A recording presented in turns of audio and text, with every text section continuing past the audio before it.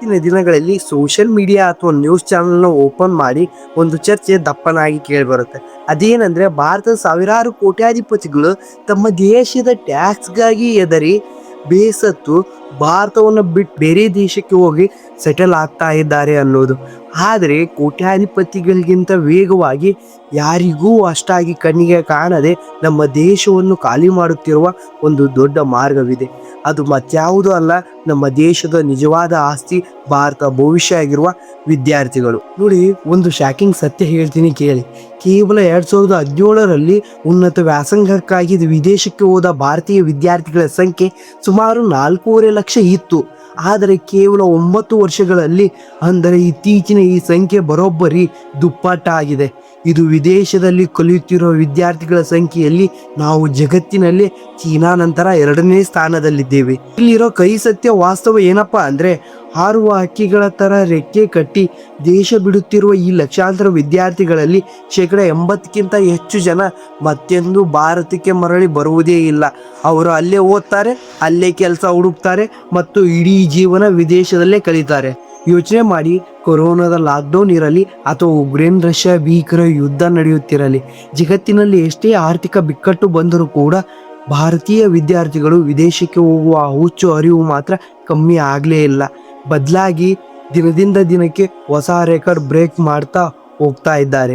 ನಮ್ಮ ದೇಶದ ಅತ್ಯುನ್ನತ ತಲೆಗಳು, ದೇಶದ ಅತ್ಯುನ್ನತ ಬುದ್ಧಿವಂತ ಪ್ರತಿಭೆಗಳು ಈ ರೀತಿ ಭಾರತವನ್ನು ಬಿಟ್ಟು ಹೋಗುವುದನ್ನೇ ತಜ್ಞರು ಬ್ರೇಕ್ ಡೌನ್ ಅಥವಾ ಪ್ರತಿಭೆಗಳ ಪಲಾಯನ ಅಂತ ಕರೀತಾರೆ. ಆದ್ರೆ ಇಲ್ಲಿ ಕಾಡುವ ಅತಿ ದೊಡ್ಡ ಪ್ರಶ್ನೆ ಅಂದ್ರೆ, ನಮ್ಮ ದೇಶದ ವಿದ್ಯಾರ್ಥಿಗಳು ಭಾರತದ ಟಾಪ್ ಕಾಲೇಜ್ಗಳನ್ನ ಬಿಟ್ಟು ಕೋಟ್ಯಾಂತರ ರೂಪಾಯಿ ಖರ್ಚು ಮಾಡಿ ಬೇರೆ ದೇಶವನ್ನು ಏಕೆ ಆಯ್ಕೆ ಮಾಡಿಕೊಳ್ತಿದ್ದಾರ? ನಮ್ಮ ದೇಶ ಶಿಕ್ಷಣ ವ್ಯವಸ್ಥೆಯಲ್ಲಿ ತನಗೇನಾದ್ರೂ ಕೊರತೆ ಇದೆಯಾ? ಅಲ್ಲಿಗೆ ಹೋದ ನಂತರ ಅವರ ಬದುಕು ನಿಜವಾಗಿಯೂ ತಿನ್ನೋ ಇರುತ್ತಾ ಅಥವಾ ಕಣ್ಣಿಗೆ ಕಾಣದ ಕಷ್ಟಗಳು ಇರುತ್ತಾ? ಇವತ್ತಿನ ಈ ವಿಡಿಯೋದಲ್ಲಿ ವಿದೇಶಿ ವ್ಯಾಸಂಗದ ಹಿಂದಿರುವ ಅಸಲೀಕತೆ ಮತ್ತು ಕೈ ವಾಸ್ತವವನ್ನು ಒಂದೊಂದಾಗಿ ಬಿಚ್ಚಿಡುತ್ತಾ ಹೋಗೋಣ. ವಿಡಿಯೋನ ಕೊನೆಯವರೆಗೂ ನೋಡಿ, ಮಿಸ್ ಮಾಡ್ಕೊಳ್ಳೋಕೆ ಹೋಗಬೇಡಿ. ಈ ರೀತಿ ವಿದೇಶಕ್ಕೆ ಹಾರುವ ಭಾರತೀಯ ವಿದ್ಯಾರ್ಥಿಗಳನ್ನು ನಾವು ಕಣ್ಣು ಮುಚ್ಚಿ ಒಂದೇ ತಕ್ಕಡಿಯಲ್ಲಿ ತೂಗೋಕೆ ಆಗಲ್ಲ. ಇವರನ್ನು ನಾವು ಮುಖ್ಯವಾಗಿ 3 ವಿಭಾಗಗಳಾಗಿ ವಿಂಗಡಿಸಿದ್ದೇವೆ. ಮೊದಲನೇ ವರ್ಗ ನಮ್ಮ PUC ಅಥವಾ 12th ತರಗತಿ ಮುಗಿದ ತಕ್ಷಣ ಅಂಡರ್ ಗ್ರಾಜ್ಯುಯೇಷನ್ UG ಅಂದರೆ ಡಿಗ್ರಿ ಮಾಡುವುದಕ್ಕೆ ಅಂತ ನೇರವಾಗಿ ಫ್ಲೈಟ್ ಹತ್ತುವವರು. ಇನ್ನು 2ನೇ ವರ್ಗ ನಮ್ಮ ಬ್ಯಾಚುಲರ್ ಡಿಗ್ರಿ ಮುಗಿಸಿ ಉನ್ನತ ವ್ಯಾಸಂಗಕ್ಕಾಗಿ ಅಂದರೆ ಮಾಸ್ಟರ್ PUC ಮಾಡುವುದಕ್ಕೆ ವಿದೇಶಿಯ ಯೂನಿವರ್ಸಿಟಿಯನ್ನು ಹುಡುಕಿಕೊಂಡು ಹೋಗುವವರು. ಇನ್ನು 3ನೇ ವರ್ಗ ಇವರು ಭಾರತದಲ್ಲಿಯೇ ಡಿಗ್ರಿ ಮುಗಿಸಿ ಇಲ್ಲಿಯ ಕಂಪನಿಗಳಲ್ಲಿ 2-3 ವರ್ಷಗಳ ಕೆಲಸ ಮಾಡ್ತಾರೆ. ಆದರೆ ತಮ್ಮ ಕೆರಿಯರ್ನಲ್ಲಿ ಇನ್ನು ದೊಡ್ಡ ಗ್ರೋತ್ ಬೇಕು ಅಂತ, ಹೈ ಸ್ಯಾಲರಿ ಬೇಕು ಅನ್ನೋ ಕಾರಣಕ್ಕೆ ಯಾವುದಾದ್ರೂ ಸ್ಪೆಷಲ್ ಕೋರ್ಸ್ ಅಥವಾ MBA ಮಾಡಲು ಜನ್ಮಭೂಮಿ ಬಿಟ್ಟು ಹೋಗ್ತಾರೆ. ಇವರೆಲ್ಲ ವಿದೇಶಕ್ಕೆ ಹೋಗಿ ಕೇವಲ ಓದುತ್ತಿಲ್ಲ, ಬದಲಾಗಿ ಅಲ್ಲಿ ಹೋಗಿ ಅವರು ಸುರಿಯುತ್ತಿರುವ ಈ ಹಣದ ಮೊತ್ತ ಕೇಳಿದರೆ ನಿಮ್ಮ ತಲೆ ತಿರುಗೋದಂದ್ರೂ ಗ್ಯಾರಂಟಿ. ಕೇವಲ ಅಮೇರಿಕ, UK ಮತ್ತು ಕೆನಡಾ ಈ ಟಾಪ್ 3 ವಿದೇಶದಲ್ಲಿ ಹೋಗುತ್ತಿರುವ ಭಾರತೀಯ ವಿದ್ಯಾರ್ಥಿಗಳು ಕಳೆದ ವರ್ಷಗಳಲ್ಲಿ ಅಲ್ಲಿನ ಕಾಲೇಜ್ ಫೀಸು, ಮನೆಯ ಬಾಡಿಗೆ ಮತ್ತು ದಿನನಿತ್ಯದ ಖರ್ಚಿಗಾಗಿ ಬರೋಬ್ಬರಿ $34 ಬಿಲಿಯನ್ ಹಣವನ್ನು ವೆಚ್ಚ ಮಾಡ್ತಾ ಇದ್ದಾರೆ. ನಮ್ಮ ಭಾರತೀಯ ರೂಪಾಯಿ ಲೆಕ್ಕದಲ್ಲಿ ಹೇಳಬೇಕು ಅಂದರೆ ಸುಮಾರು 2.25 ಲಕ್ಷ ಕೋಟಿ ರೂಪಾಯಿ. ಯೋಚನೆ ಮಾಡಿ, ಒಂದು ದೇಶದ ಬಜೆಟ್ನಷ್ಟಿರೋ ಈ ಬೃಹತ್ ಬಂಡವಾಳ ಕೇವಲ ಶಿಕ್ಷಣ ಹೆಸರಿನಲ್ಲಿ ಭಾರತದಿಂದ ಹೊರ ದೇಶಗಳ ಪಾಲಾಗ್ತಾ ಇದೆ. ಈ ನಿಜವಾದ ಕತೆ ಶುರುವಾಗುವುದು ಎಲ್ಲಿ ಗೊತ್ತಾ? ವಿದೇಶಕ್ಕೆ ಹೋಗುವ ಪ್ರತಿಯೊಬ್ಬ ವಿದ್ಯಾರ್ಥಿಯು ದೊಡ್ಡ ದೊಡ್ಡ ಕೋಟ್ಯಾಧಿಪತಿಯ ಮಗನೇ ಆಗಿರುವುದಿಲ್ಲ. ಹೌದು, ಕೆಲವರು ಶ್ರೀಮಂತರು ಆಗಿರುತ್ತಾರೆ. ಅವರು ದೊಡ್ಡಪ್ಪ ಅಥವಾ ಚಿಕ್ಕಪ್ಪ USA ಸೆಟ್ಲ್ ಆಗಿರ್ತಾರೆ ಅಂತ ಮಜಾ ಮಾಡಲು ಹೋಗ್ತಾರೆ. ಆದರೆ ಇವರನ್ನ ಬಿಟ್ಟರೆ 70%ಕ್ಕಿಂತ ಹೆಚ್ಚು ಸಾಮಾನ್ಯ ಮಧ್ಯಮ ವರ್ಗದ ಕುಟುಂಬದವರೇ ಸೇರಿರ್ತಾರೆ. ತಮ್ಮ ಮಗ ಅಥವಾ ಮಗಳ ಭವಿಷ್ಯ ಉಜ್ವಲವಾಗಲಿ ಅಂತ ಎತ್ತ ಪೋಷಕರು ತಮ್ಮ ಇಡೀ ಜೀವನದ ಕಷ್ಟದ ಗಳಿಕೆಯನ್ನು ಪಣಕ್ಕಿಡ್ತಾರೆ. ಸ್ವಂತ ಮನೆ, ಜಮೀನು ಇದ್ದರೆ ಅದನ್ನು ಅಡವಿಡ್ತಾರೆ, ಇಲ್ಲವೇ ಬ್ಯಾಂಕುಗಳ ಮುಂದೆ ಸಾಲಕ್ಕಾಗಿ ಸಾಲು ನಿಲ್ತಾರೆ. 30ರಿಂದ 50 ಲಕ್ಷ ರೂಪಾಯಿವರೆಗೆ ಎಜುಕೇಷನ್ ಲೋನ್ ಎಂಬ ದೊಡ್ಡ ಹೊರೆಯನ್ನು ಹೆಗಲ ಮೇಲೆ ಹೊತ್ತು ಒಂದು ದೊಡ್ಡ ರಿಸ್ಕ್ ತಗೊಂಡು ಈ ವಿದ್ಯಾರ್ಥಿಗಳನ್ನು ಅಡುಗು ಹತ್ತಿಸ್ತಾರೆ. ಆದರೆ ಇಷ್ಟೊಂದು ಕಷ್ಟಪಟ್ಟು ಇಷ್ಟೊಂದು ಬಂಡವಾಳ ಹೂಡಿ ಲಕ್ಷಾಂತರ ರೂಪಾಯಿ ಸಾಲ ಮಾಡಿ ನಮ್ಮ ಯುವಕರು ದೇಶ ಬಿಡ್ತಾ ಇದ್ದಾರೆ ಅಂದರೆ ಅದಕ್ಕೆ ಕೇವಲ ವಿದೇಶದ ಮೇಲಿನ ವ್ಯಾಮೋಹ ಮಾತ್ರ ಕಾರಣವಲ್ಲ. ನಮ್ಮದೇ ದೇಶದ ಶಿಕ್ಷಣ ವ್ಯವಸ್ಥೆಯ ವೈಫಲ್ಯ ಕೂಡ ಇದಕ್ಕೆ ಪ್ರಮುಖ ಕಾರಣ. ಇವತ್ತು ನಮ್ಮ ದೇಶದ ಬಹುತೇಕ ಕಾಲೇಜಿನಲ್ಲಿ 100 ವರ್ಷ ಹಳೆಯ ಬ್ರಿಟಿಷ್ ಕಾಲದ ಶಿಕ್ಷಣ ವ್ಯವಸ್ಥೆಯೇ ಮುಂದುವರ್ತಾ ಇದೆ. ಇಲ್ಲಿ ಜ್ಞಾನಕ್ಕಿಂತ ಹೆಚ್ಚಾಗಿ ಯಾರು ಚೆನ್ನಾಗಿ ಬಾಯ್ಪಾಠ ಮಾಡ್ತಾರೆ, ಯಾರು ಎಕ್ಸಾಮ್ನಲ್ಲಿ ಜಾಸ್ತಿ ರಟ್ ಹೊಡೆದು ಮಾರ್ಕ್ಸ್ ತೆಗಿತಾರೆ ಅನ್ನುವುದಕ್ಕೆ ಮಾತ್ರ ಬೆಲೆ ಇದೆ. ಇದನ್ನೇ ನಾವು ರೋಟ್ ಲರ್ನಿಂಗ್ ಅಥವಾ ಬಾಯ್ಪಾಠ್ ಪದ್ಧತಿ ಅಂತ ಕರಿತೀವಿ. ಆದರೆ ನೀವು ವಿದೇಶಿಯ ವಿಶ್ವವಿದ್ಯಾಲಯ ನೋಡಿದರೆ ಅಲ್ಲಿ ಕ್ರಿಟಿಕಲ್ ಥಿಂಕಿಂಗ್ ಮತ್ತು ಪ್ರಾಯೋಗಿಕ ಕಲಿಕೆಗೆ ಅತಿ ಹೆಚ್ಚು ಆದ್ಯತೆ ನೀಡ್ತಾರೆ. ನಮ್ಮಲ್ಲಿ ಕ್ರಿಟಿಕಲ್ ಕೋರ್ಸ್ಗಳಿಗೆ ಇಂಡಸ್ಟ್ರಿಯಲ್ಲಿ ಎಕ್ಸ್ಪೋಜರ್ ಶೂನ್ಯ ಇರುತ್ತದೆ. ಕಾಲೇಜಿನ ಬಜೆಟ್ ಚೆನ್ನಾಗಿದ್ದರೆ ಒಂದು ದಿನ ಫಿಸಿಕಲ್ ಥರ ಇಂಡಸ್ಟ್ರಿಯಲ್ ವೀಕೆಂಡ್ ಮಾಡ್ತಾರೆ, ಇಲ್ಲದಿದ್ದರೆ ಅದು ಬರೀ ಪೇಪರ್ ಮೇಲೆ ಇರುತ್ತೆ. ಇದೇ ಕಾರಣಕ್ಕೆ ನಮ್ಮ ದೇಶದಲ್ಲಿ ಜಗತ್ತಿನಲ್ಲೇ ಅತಿ ಹೆಚ್ಚು MBA ಗ್ರಾಜ್ಯುಯೇಷನ್ಗಳು ಹೊರ ಬಂದರೂ ಅವರಲ್ಲಿ ಕೆಲಸಕ್ಕೆ ಅರ್ಹರಾಗಿರುವುದು ಕೇವಲ 25% ಮಾತ್ರ. ಇನ್ನು ಎರಡನೇ ಅತಿ ದೊಡ್ಡ ತಲೆನೋವು ಅಂದರೆ ನಮ್ಮ ದೇಶದಲ್ಲಿರೋ ಕಟು ಸ್ಪರ್ಧೆ ಅಥವಾ ಹೈಫರ್ ಕಾಂಪಿಟೇಷನ್. ಭಾರತದಲ್ಲಿ ನೀವೇನಾದರೂ ಒಂದು ಟಾಪ್ ಕಾಲೇಜ್ ಅಥವಾ ITI ಅಥವಾ ಮೆಡಿಕಲ್ ಸೀಟು ಪಡಿಬೇಕಂದ್ರೆ ಇಡೀ ಜೀವನ ಪಣ ಕೆಡಬೇಕು. ಕೇವಲ ಕೆಲವೇ ಸಾವಿರ ಸೀಟುಗಳಿರುತ್ತವೆ. ಅಂದರೆ ಅದಕ್ಕೆ ಪೈಪೋಟಿ ನಡೆಯುವ ವಿದ್ಯಾರ್ಥಿಗಳ ಸಂಖ್ಯೆ 20ರಿಂದ 25 ಲಕ್ಷ. ಕಟ್ ಆಫ್ ಮಾರ್ಕ್ಸ್ 99% ಇರುತ್ತೆ. ಅಂದರೆ 98% ಬಂದರೂ ಇಲ್ಲಿ ಸೀಟ್ ಸಿಗೋಲ್ಲ ಅನ್ನೋ ಪರಿಸ್ಥಿತಿ ಇದೆ.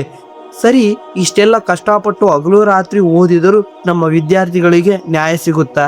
ಇಲ್ಲ. ಇತ್ತೀಚಿನ ವರ್ಷಗಳಲ್ಲಿ ನಾವು ನೀಟ್ನಂತಹ ದೊಡ್ಡ ದೊಡ್ಡ ಪರೀಕ್ಷೆಗಳಲ್ಲಿ ಏನಾಯಿತು ಅಂತ ನೋಡಿದ್ದೀವಿ. ನಮ್ಮ ದೇಶದಲ್ಲಿ ಪೇಪರ್ ಲೀಕ್ ಅನ್ನೋದು ಇವತ್ತು ಒಂದು ಸಾಮಾನ್ಯ ದಂಧೆ ಆಗಿಬಿಟ್ಟಿದೆ. ವಿದ್ಯಾರ್ಥಿ ಇಡೀ ವರ್ಷ ರೂಮ್ನಲ್ಲಿ ಕೂತು ಕಷ್ಟಪಟ್ಟು, ಆದರೆ ಪರೀಕ್ಷೆ ದಿನ ಯಾರೋ ಒಬ್ಬ ದುಡ್ಡು ಕೊಡ್ತಾನೆ, ಅವನಿಗೆ ಪೇಪರ್ ಮೊದಲೇ ಸಿಕ್ಬಿಡುತ್ತೆ. ಇದರಿಂದ ಪ್ರಾಮಾಣಿಕ ವಿದ್ಯಾರ್ಥಿಗಳ ಇಡೀ ವರ್ಷ ಶ್ರಮ, ಪೋಷಕರ ದುಡ್ಡು ಒಂದು ದಿನದಲ್ಲಿ ನೀರು ಪಾಲು ಮಾಡಿಬಿಡ್ತಾರೆ. ಒಂದು ಮಾನಸಿಕ ಹಿಂಸೆ ಮತ್ತು ವ್ಯವಸ್ಥೆಯ ಮೇಲಿನ ಬೇಸರದಿಂದಲೇ ವಿದ್ಯಾರ್ಥಿಗಳು ದಣಿದು ಹೋಗುತ್ತಿದ್ದಾರೆ.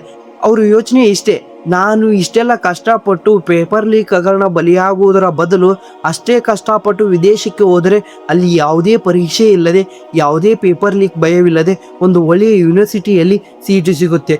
ದುಡ್ಡು ಸ್ವಲ್ಪ ಜಾಸ್ತಿ ಆದರೂ ನಮ್ಮ ಭವಿಷ್ಯಕ್ಕೂ ಗ್ಯಾರಂಟಿ ಇರುತ್ತೆ ಅಂತ ಭಾವಿಸ್ತಾರೆ. ಇದೇ ಕಾರಣಕ್ಕೆ ನಮ್ಮ ಪೋಷಕರು ಕೂಡ ಮಕ್ಕಳನ್ನು ವಿದೇಶಕ್ಕೆ ಕಳಿಸಲು ರೆಡಿ ಆಗ್ತಾ ಇದ್ದಾರೆ. ಆದರೆ ಅಲ್ಲಿ ಹೋದ ತಕ್ಷಣವೇ ಎಲ್ಲರ ಲೈಫ್ ಸೆಟಲ್ ಆಗಿರುತ್ತಾ? ಅಲ್ಲಿ ಸಿಗುವ ಆ ಹ್ಯಾಂಡ್ ಸ್ಯಾಲರಿ ಹಿಂದಿರುವ ಕರಾಳ ಮುಖ ಏನು? ಬನ್ನಿ ತಿಳಿಯೋಣ. ಭಾರತೀಯ ಮಧ್ಯಮ ವರ್ಗದ ಕುಟುಂಬಗಳಿಗೆ ಇವತ್ತು ದೊಡ್ಡ ಕನಸನ್ನು ಮಾರಾಟ ಮಾಡಲಾಗುತ್ತದೆ. ಅದನ್ನೇ ನಾವು ದ ಫಾರಿನ್ ಡ್ರೀಮ್ ಅಂತ ಕರಿತೀವಿ. ನಮ್ಮ ಜನರು ಏನು ಹೇಳ್ತಾರೆ ಅಂದರೆ, ಒಮ್ಮೆ ನೀವು ವಿದೇಶಕ್ಕೆ ಹೋದರೆ ಭಾರತದಲ್ಲಿ ಸಿಗುವುದಕ್ಕಿಂತ 10 ಪಟ್ಟು ಹೆಚ್ಚು ಸಂಬಳ ಸಿಗುತ್ತೆ, ಐಷಾರಾಮಿ ಲೈಫ್ ಸ್ಟೈಲ್ ಇರುತ್ತೆ, ಕುಡಿಯಲು ಶುದ್ಧವಾದ ನೀರು, ಉಸಿರಾಡಲು ಸ್ವಚ್ಛವಾದ ಗಾಳಿ ಇರುತ್ತೆ, ಅಲ್ಲಿ ರಸ್ತೆಗಳು ಕ್ಲೀನ್ ಆಗಿರುತ್ತವೆ ಮತ್ತು ಉಚಿತ ಆರೋಗ್ಯ ಸೌಲಭ್ಯ ಸಿಗುತ್ತದೆ. ಇನ್ನು ಗೂಗಲ್ನ ಸುಂದರ್ ಪಿಂಚೆ ಅಥವಾ ಮೈಕ್ರೋಸಾಫ್ಟ್ ಸತ್ಯ ನಡೆದಿದ್ದೆಲ್ಲ ಅವರಂತ ಸಾಧಕರನ್ನು ಟಿವಿಯಲ್ಲಿ ನೋಡಿದಾಗ ಎತ್ತ ಪೋಷಕರು ಅನಿಸೋದು ಒಂದೇ, ನನ್ನ ಮಗ ಅಥವಾ ಮಗಳು ಒಮ್ಮೆ USA ಅಥವಾ ಕೆನಡಾ ತಲುಪಿದರೆ ಸಾಕು, ಇಡೀ ಕುಟುಂಬ ಲೈಫ್ ಸೆಟಲ್ ಆಗಿರುತ್ತೆ ಅಂತ. ಆದರೆ ಕಣ್ಣು ಕೊರೆಯುವ ಆ ಒಳಪಿನ ಹಿಂದೆ ಯಾರೂ ನಿಮಗೆ ಹೇಳದ ಒಂದು ಭೀಕರವಾದ ಮತ್ತು ಕರಾಳ ಸತ್ಯ ಅಡಗಿದೆ. ಆ ಅಸಲಿ ಕರಾಳ ಮುಖ ಏನಪ್ಪ ಅಂದರೆ, ಇವತ್ತು ಕೆನಡಾ, UK ನಂತಹ ದೇಶಗಳ ಆರ್ಥಿಕ ಸಂಪೂರ್ಣವಾಗಿ ಹದಗೆಟ್ಟಿದೆ. ಅಲ್ಲಿ ತೀವ್ರ ಆರ್ಥಿಕ ಹಿಂಜರಿಕೆ ಉಂಟಾಗ್ತಾ ಇದೆ ಮತ್ತು ಹಣದುಬ್ಬರ ಗಗನಕ್ಕೇರಿದೆ. ಪರಿಣಾಮ ಏನು ಗೊತ್ತಾ? ಲಕ್ಷಾಂತರ ರೂಪಾಯಿ ಸಾಲ ಮಾಡಿ ಹೋದ ನಮ್ಮ ವಿದ್ಯಾರ್ಥಿಗಳಿಗೆ ಅಲ್ಲಿ ಪಾರ್ಟ್ ಟೈಮ್ ಜಾಬ್ ಬಿಡಿ, ಓದು ಮುಗಿದ ಮೇಲೂ ಒಂದು ಸಣ್ಣ ಕೆಲಸ ಸಿಗುತ್ತಿಲ್ಲ. ಕೆಲಸಕ್ಕಾಗಿ ನಮ್ಮ ದೇಶದ ಪದವೀಧರರು ಕೆನಡಾ ರಸ್ತೆಯಲ್ಲಿ ಕಿಲೋಮೀಟರ್ ಗಂಟಲೆ ಸಾಲಿನಲ್ಲಿ ನಿಲ್ಲುವ ಪರಿಸ್ಥಿತಿ ಬಂದಿದೆ. ಇದಕ್ಕಿಂತ ಘೋರವಾದ ವಿಷಯ ಅಂದರೆ, ಅಲ್ಲಿ ಭಾರತೀಯರ ವಿರುದ್ಧ ಹೆಚ್ಚಾಗುತ್ತಿರುವ ಜನಸಂಖ್ಯೆ ನಿಂದನೆ ಮತ್ತು ದ್ವೇಷ. ಅಲ್ಲಿ ಸ್ಥಳೀಯರ ಕೆಲಸ ಸಿಗುತ್ತಿಲ್ಲ ಅನ್ನೋ ಕಾರಣ ಅವರು ಭಾರತದಿಂದ ಬಂದ ವಿದ್ಯಾರ್ಥಿಗಳೇ ಇದಕ್ಕೆ ಕಾರಣ ಅಂತ ಅವರ ಮೇಲೆ ದ್ವೇಷ ಸಾಧಿಸ್ತಾ ಇದ್ದಾರೆ. ಇಂಟರ್ನೆಟ್ ಮತ್ತು ಸೋಷಿಯಲ್ ಮೀಡಿಯಾದಲ್ಲಿ ಭಾರತೀಯರನ್ನು ಅಂತ್ಯಂತ ಕೆಟ್ಟ ಪದಗಳಿಂದ ನಿಂದಿಸಿ ಟ್ರೋಲ್ ಮಾಡ್ತಾ ಇದ್ದಾರೆ. ಒಂದು ಕಾಲದಲ್ಲಿ ಭಾರತೀಯರನ್ನು ಪ್ರೀತಿಯಿಂದ ಬರಮಾಡಿಕೊಳ್ಳುತ್ತಿದ್ದ ದೇಶಗಳು ಇವತ್ತು ನಮ್ಮವರನ್ನು ಕಂಡರೆ ಉರಿ ಬೀಳ್ತಾ ಇದ್ದಾರೆ. ಹಾಗಾದರೆ ಈ ಇಡೀ ಕತೆ ಕೇಳಿದ ಮೇಲೆ ನಮ್ಮ ಮುಂದಿನ ನಿಜವಾದ ದಾರಿ ಯಾವುದು? ವಿದೇಶಕ್ಕೆ ಹೋಗುವುದೇ ತಪ್ಪ?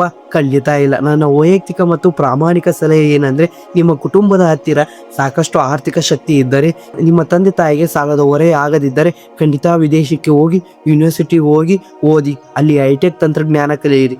4-5 ವರ್ಷ ಅಲ್ಲಿ ಕಂಪನಿಗಳಲ್ಲಿ ಕೆಲಸ ಮಾಡಿ ಒಳ್ಳೆಯ ಅನುಭವ ಪಡೆದುಕೊಳ್ಳಿ. ಆದರೆ ಹಣ ಮತ್ತು ಕೌಶಲ್ಯವನ್ನು ತಗೊಂಡು ದಯವಿಟ್ಟು ವಾಪಸ್ ನಿಮ್ಮ ಮಾತೃಭೂಮಿಗೆ ಮರಳಿ ಬನ್ನಿ. ಯಾಕೆ ಗೊತ್ತಾ? ಇವತ್ತು ಜಗತ್ತಿನ ಪ್ರತಿಯೊಬ್ಬ ಆರ್ಥಿಕ ತಜ್ಞ ಒಪ್ಪಿಕೊಳ್ಳುತ್ತಿರುವ ಒಂದು ಸತ್ಯ ಅಂದ್ರೆ ಇದು ಭಾರತದ ದಶಕ. ಇವತ್ತು ನಮ್ಮ ದೇಶದಲ್ಲಿ ಮಾರುಕಟ್ಟೆ ಬೂಮ್ ಆಗ್ತಾ ಇದೆ. ನವೀನ ಸ್ಮಾರ್ಟ್ ಹ್ಯಾಬ್ಗಳು ಜನ್ಮ ತಾಳ್ತಾ ಇದಾವೆ. ಪ್ರತಿಯೊಂದು ಸೆಕೆಂಡ್ಗೂ ಹೊಸ ಅವಕಾಶಗಳು ಸೃಷ್ಟಿ ಆಗ್ತಾ ಇದ್ದಾವೆ. ಯಾರೋ ಒಬ್ಬ ಅಮೆರಿಕ ವ್ಯಕ್ತಿ ಭಾರತಕ್ಕೆ ಬಂದು ಬಿಸ್ನೆಸ್ ಮಾಡಿ ಕೋಟ್ಯಾಂತರ ರೂಪಾಯಿ ಸಂಪಾದಿಸುತ್ತಿದ್ದಾನೆ ಅಂದ ಮೇಲೆ ನಮ್ಮ ದೇಶದ ಪ್ರತಿಭೆಗಳಾದ ನಾವು ನಮ್ಮ ದೇಶದಲ್ಲಿ ಹೂಡಿಕೆ ಮಾಡುವುದು ಜಾಣತನ ಅಲ್ವಾ? ಅದಕ್ಕೆ ಹೇಳೋದು, ಅದು ಕೇವಲ ಅಲ್ಲಿ ಸೆಟಲ್ ಆಗಬೇಕು ಅನ್ನೋ ವ್ಯಾಮೋಹದಿಂದ ಕಣ್ಣು ಮುಚ್ಚಿಕೊಂಡು ದೊಡ್ಡ ಮೊತ್ತದ ಸಾಲ ಮಾಡಿ ವಿದೇಶದ ಸುಳಿಗೆ ಸಿಲುಕಬೇಡಿ. ಆದರೆ ಕೊನೆಯದಾಗಿ ಒಂದು ಕೈ ಪ್ರಶ್ನೆಯನ್ನು ನಾವು ನಮ್ಮ ವ್ಯವಸ್ಥೆಯ ಮುಂದೆ ಇಡಲೇಬೇಕು. ನಮ್ಮ ದೇಶದ ಲಕ್ಷಾಂತರ ಅತ್ಯುನ್ನತ ಪ್ರತಿಭೆಗಳು ಲಕ್ಷ ಕೋಟಿ ಅಧಿಕ ಹಣ ಪ್ರತಿ ವರ್ಷ ಶಿಕ್ಷಣ ಹೆಸರಿನಲ್ಲಿ ಹೊರ ದೇಶಕ್ಕೆ ಪಲಾಯನ ಆಗ್ತಾ ಇದೆ. ನಮ್ಮ ದೇಶ ಬ್ರೇಕ್ ಡೌನ್ ಆಗ್ತಾ ಇದೆ. ಇಷ್ಟೆಲ್ಲ ಆಗ್ತಾ ಇದ್ರು ನಮ್ಮ ದೇಶದ ರಾಜಕಾರಣಿಗಳು ಟಿಬೇಟ್ನಲ್ಲಿ ಧರ್ಮ, ಜಾತಿ ಅಥವಾ ರಾಜಕೀಯ ಕೆಸರಾಟವನ್ನು ಬಗ್ಗೆ ಮಾತಾಡ್ತಾ ಇರೋದು ಹೊರತು ನಮ್ಮ ಶಿಕ್ಷಣ ವ್ಯವಸ್ಥೆಯನ್ನು ಸುಧಾರಿಸುವ ಬಗ್ಗೆ ಅಥವಾ ಈ ಪ್ರತಿಭೆಗಳನ್ನು ದೇಶದಲ್ಲೇ ಉಳಿಸಿಕೊಳ್ಳುವ ಬಗ್ಗೆ ಚರ್ಚೆ ಮಾಡಲು ಒಬ್ಬರಿಗೂ ಪುರ್ಸೊತ್ತಾಗ್ತಾ ಇಲ್ಲ. ಇದು ನಮ್ಮ ದೇಶದ ಅತಿ ದೊಡ್ಡ ದುರಂತ. ಈ ಇಡೀ ವಿಷಯದ ಬಗ್ಗೆ ನಿಮ್ಮ ಅನಿಸಿಕೆ ಏನು? ನಮ್ಮ ವಿದ್ಯಾರ್ಥಿಗಳು ವಿದೇಶಕ್ಕೆ ಹೋಗುತ್ತಿರುವುದು ಸರಿಯೋ ತಪ್ಪು? ನಮ್ಮ ಶಿಕ್ಷಣ ವ್ಯವಸ್ಥೆ ಬದಲಾಗಬೇಕಾ? ನಿಮ್ಮ ಅಭಿಪ್ರಾಯವನ್ನು ಕೆಳಗೆ ಕಾಮೆಂಟ್ನಲ್ಲೇ ತಿಳಿಸಿ. ವಿಡಿಯೋ ಇಷ್ಟ ಆದರೆ ದಯವಿಟ್ಟು ಲೈಕ್ ಮಾಡಿ, ನಿಮ್ಮ ಫ್ರೆಂಡ್ ಆ್ಯಂಡ್ ಫ್ಯಾಮಿಲಿಗೆ ಶೇರ್ ಮಾಡಿ. ಇನ್ನೂ ಯಾರು ನಮ್ಮ ಚಾನಲ್ನ ಸಬ್ಸ್ಕ್ರೈಬ್ ಮಾಡಿಲ್ಲ ಪ್ಲೀಸ್ ಸಬ್ಸ್ಕ್ರೈಬ್ ಮಾಡಿ. ಮತ್ತೊಂದು ಇಂಟ್ರೆಸ್ಟಿಂಗ್ ವಿಡಿಯೋದೊಂದಿಗೆ ಸಿಗೋಣ. ಅಲ್ಲಿ